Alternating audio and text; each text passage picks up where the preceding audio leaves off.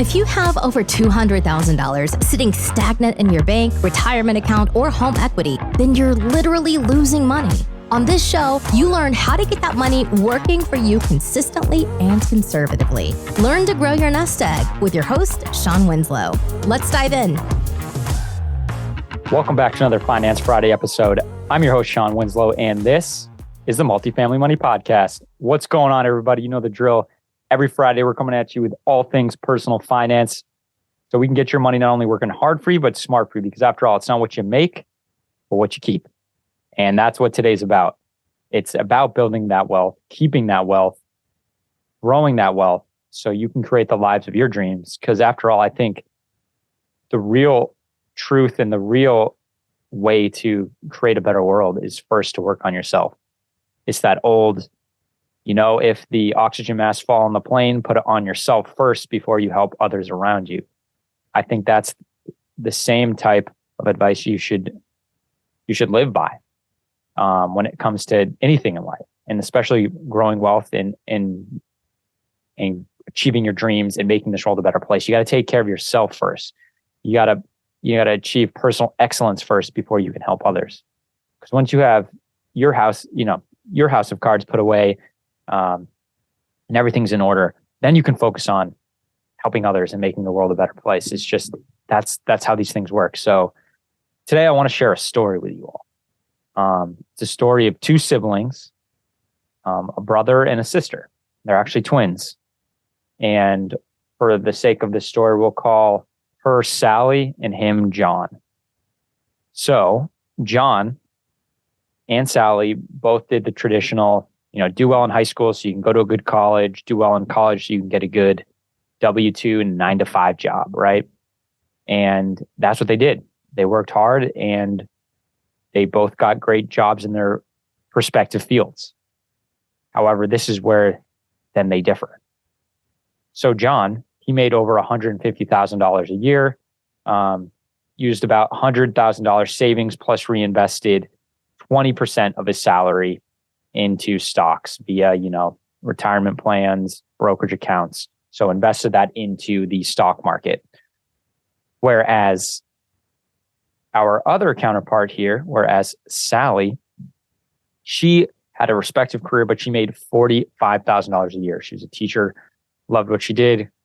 We need more great teachers like her. She made $45,000 a year, used $50,000 of savings to buy 3 out-of-state turnkeys. And I know a lot of people be like, how are you able to buy, 3 out-of-state turnkeys with $50,000? Well, it depends on the market you're in. Obviously, the market where I live, that wouldn't be happening, at least not in the current market. But this also happened before the recent run-up, right, in real estate. So she bought 3 out-of-state turnkeys and later used equity from those to buy a house hack. Now we're going to look 10 years later. What does that look like? Well, one has a $430,000 net worth and pays rent. The other lives rent-free, gets $3,700, so $3,700 in cash flow, and has $585,000 in equity. Both still have about the same salary. Who do you think's who? I think it was pretty self-explanatory, right?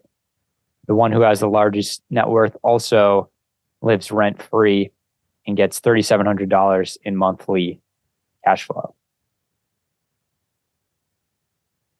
I think we know who that is. That's the one who invested in real estate, right? She lives rent-free. She house hacked. She gets $3,700 in cash flow, and her current equity, so her net worth, is $585,000 versus the $430,000 of her brother John, who invested solely in the stock market and makes substantially more money. And now you might be like, Shawn, well, of course you're going to tell us a story like this. You're a real estate guy. Well, ladies and gentlemen, that's a true story. I know the two individuals. I changed the names, but that's a true story. It shows you the power of real estate. And now you might ask well, then why doesn't everybody do it? And to answer that question, you really got to follow the money. Why wouldn't more people do this? Obviously, there's some who just, want the easier approach, right? Hands-off approach. And that's why they don't do it. But there's got to be more people who'd want to do it, right? I would assume the answer to that is yes. But you really have to follow the money. I don't think it's of people not wanting to do it because of the effort. I think it's people not doing it because they don't know about it. And just like anything, we've been conditioned through our society to live a certain way and thereby invest a certain way. Like I started off earlier in this conversation, most people are conditioned, like myself, do well in high school so you can get into a good college, do well there so you can get into a good job in a good field and then make, a good salary, work for 30, 40 years, put your money into a retirement account, into an IRA, into a 401k, and then hopefully retire in 40 years. Hopefully your house is paid off by then and you live off your retirement accounts. That's what we've been conditioned. And now you might say, well, why is that? Some might argue, well, we're conditioned because that's the best way to do it. Well, is it? That story I just told you, which again is a real story, would beg to differ. So why then? Why don't more people do this? And why don't more people know that they could do this or that this is even an option? And obviously, again, there's those that just want the easy approach, and that is fine. And my answer to you again is follow the money. And what I mean by that is in the United States, the retirement industry, and when I say retirement industry, I mean funds invested in retirement accounts, right? There's $33.6 trillion as of the fourth quarter of 2022. Again, $33.6 trillion. This is a huge industry, and I'm getting this information. You can look it up right now on the ICI.org, which is the Investment Company Institute. So this is an organization that tracks a lot of different things, including retirement assets. So as of the fourth quarter of 2022, the assets in retirement accounts are $33.6 trillion. Now, 11.5 trillion of that is in IRAs. So individual retirement accounts that can be, traditional rollovers, Roth. And now 9.3 trillion of that are in defined contribution plans. And which are also known as DC plans. And you might ask, well, what is a defined contribution plan? Well, an example of a defined contribution plan is a 401k. So if we look at, 401k assets make up most of that 9.5 trillion, 6.5 trillion to be exact. Most of that's in mutual funds, about 4 trillion, and then 2.5 trillion is in other investments, which my guess would be majority of that would be ETFs, because most plans don't allow individual stock investments or bond investments. So just think about that. We got to follow the money. $33.6 trillion. That's a lot of money we're talking about. So let's reverse engineer that, right? So you've got these retirement plans that have $33.6 trillion, right? Now, where is that coming from? That's coming from the individual, right? The workers of the United States who put money into retirement accounts. And where's this being held? Well, it's being held by, a broker dealer. That could be, your Fidelity, your Merrill Lynch, just to name a couple, are held on these big platforms, right? And then to go down another level, who is directing these funds? Well, sometimes you have, a financial advisor who is managing these retirement accounts. So they're making money from that, and they're putting you into certain investment products, certain funds. Now let's look at the funds. That's what I used to do. I used to work for a fund company that, money managers. That's what we're called, right? And so these retirement plans, these retirement advisors, and just in regular advisors that don't deal with retirement plans would then invest in our funds, right? So then you've got these funds, mutual funds, ETFs, smart beta products, SMAs, which are separately managed accounts. Think of like a private placement, what we do in real estate, same thing. On the financial services side, the traditional investment side is we can create these separately managed accounts that are kind of custom. And so you got all these different funds, right? That are getting these retirement assets are getting funneled to. And then from there, you've got us, right? The individual who's being directed, right, into all these different avenues. And these funds that are being managed, right? They've got portfolio managers, they've got analysts, they've got the distribution side, the sales people, the marketing team, the compliance people, customer service. All these people are getting paid, right? So it's generating a lot of revenue. And then you got to go down another level, the individual holdings that are in these funds. So let's take a mutual fund, for example. It could be invested in Apple, Microsoft, Tesla, could go on and on. Well, a big portion of any big publicly traded company out there, a big portion of the investors are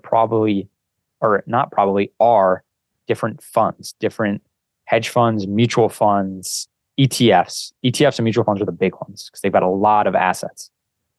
And a majority of those assets are retirement assets. So companies, publicly traded companies, most, they're very focused on what their stock price is. And sometimes to the detriment of the company, they will make decisions to keep that stock price up, whether it's the benefit of the company in the long term or not. We've seen that time and time again. They make decisions to keep that stock price up, then hurts them, the business itself in the future. Share buyback, where they buy back shares to artificially pump up their price. So this is important to them. So then they cater to these fund companies. I remember that one of our funds had I can't remember the company, but essentially it's one of the big ones. I'm not going to name it here, but the portfolio manager could call literally the CEO and CFO, could speak directly to them. So for example, say it was Apple. It's not the company that I'm referring to, but say it was. They could call and speak to Tim Cook because they're one of the largest owners of shares in the company. And they can get these people on the phone. The reason I'm telling you all this is you got to follow the money. There is a reason why we're being conditioned to invest this way. There's so much money in this industry. From the fund companies through the retirement platforms, the advisors. On top of that, the companies that are publicly traded companies that are being invested in through these retirement funds. And the list just goes on. And within each of those, there's tens and tens of thousands of positions. And this is all generating revenue. It's all about keeping those assets, because retirement assets especially are what are known as sticky assets. And what that means is generally they have a longer life expectancy within that firm, right? So if you invest into your 401k, those assets are going to stay there longer than, say, a regular brokerage account that's not a retirement plan that you can invest, buy, sell, because again, one of the benefits of a retirement plan in a 401k, which is also one of the drawbacks, is that it can grow tax deferred, right? But the caveat to that is that there are penalties if you withdraw before a certain age. So they're stickier assets because you're just going to keep them, right? Now you might roll it over from a 401k to an IRA, but generally you're going to keep that, within maybe that brokerage firm. So they're stickier assets. So that's why the firms love them, and that's why the financial, industry condition us to invest this way, because they're sticky assets and they generate a lot of revenue off 33.6 trillion. They generate billions and billions and billions of dollars off of this. That's why they don't want it to change. And that's why within my industry, a lot of people don't know about self-directed IRAs, how they can actually invest directly in real estate. Because when that happens, those assets are not essentially sticky because they're leaving, your traditional brokerage firm because they don't allow this type of investment because the money, it's under the, under the qualified plan umbrella. So it's not going to be penalized or taxed, but it actually leaves the firm to be invested in the underlying asset, the underlying property, right? So that's not as beneficial to them because it's not in-house. So yeah, I just wanted to share this.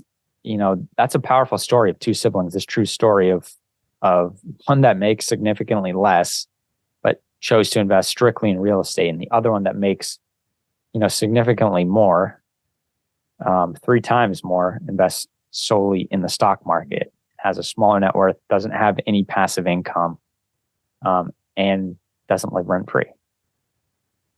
Now, again, I would never come on here and say that investing in real estate is for everyone. It should be the sole platform to invest. I would never say that. That's not for everybody. Just like investing in the stock market in your traditional retirement plan is not for everybody.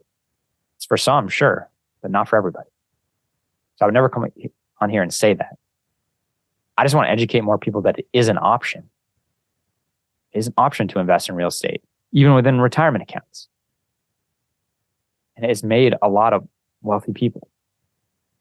And there's reasons for that. And I've gone over those plenty of times on this show. And I just want to get on here and let others know that there's other options. And I want to share that story because, as we all know, facts tell, stories sell. At the end of the day, I hope you got some value out of this. And as I always say, if you could please share this with a friend, someone who you think could also get value, that would mean the world to me. Because again, I'm here to share this message to more and more people. And the way to get this out to more people is by you, the great listeners, to share it with your friends, colleagues, family members, just an acquaintance, someone who you think could get value. And also, if you have the time, it would also mean the world to me if you could leave a rating review on either Apple Podcasts, Spotify, or wherever you're listening. It's on YouTube, obviously. Subscribe and hit the like. Because that helps with all the algorithms on these platforms so I can get in front of more people as well. So we can all achieve personal excellence and make this world a better place. All right, everybody. As always, easy doesn't pay well, and instant gratification is self-destructive. So not only get out there and work hard for your money, but have your money work hard for you so we can all create the lives of our dreams, achieve personal excellence, and make this world a better place. All right, everybody. I'll catch you on the next one. Hey, this is Shawn Winslow. After being in the financial service industry for years and having candid conversations with good people just like you, I realized that so many of us are wanting an investment strategy that provides solid returns and consistent income without the bumps in the road. There's little known secret that your financial advisor doesn't want you to know. There is an investment out there that is less volatile and the returns are stronger. Get more details by going to greenbriercg.com and clicking on the free e-report. And by the way, if this show has provided you any value, then feel free to leave an honest written review and of course share it with a friend who needs it. See you next week for another great show.